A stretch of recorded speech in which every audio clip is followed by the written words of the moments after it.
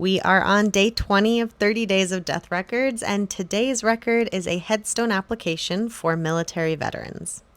These records are another great source of information for those who served in the military because they can provide so much more than just a date of death for your ancestor. Starting at the top of this application for Charles Wright, his place of birth is written in up here as Ohio, and this HON tells us that he was honorably discharged.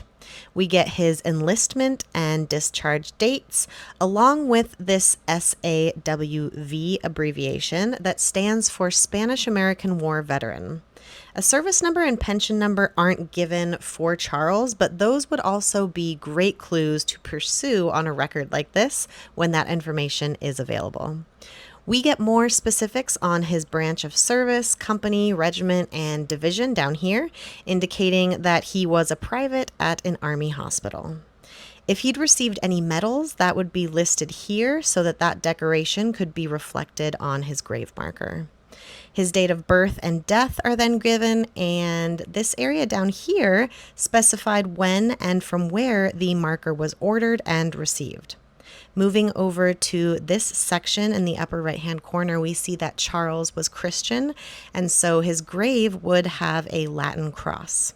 A flat marble marker was selected for him, and the marker was first shipped to the courthouse of Circleville, Ohio, in the care of the Veteran Service Officer James P. Shea. After the freight station information, details on the name and location of the cemetery are given, and lastly, we see who filled out this application. This person is commonly a family member, and sometimes their relationship is written on the record for clarity, though that is not the case here.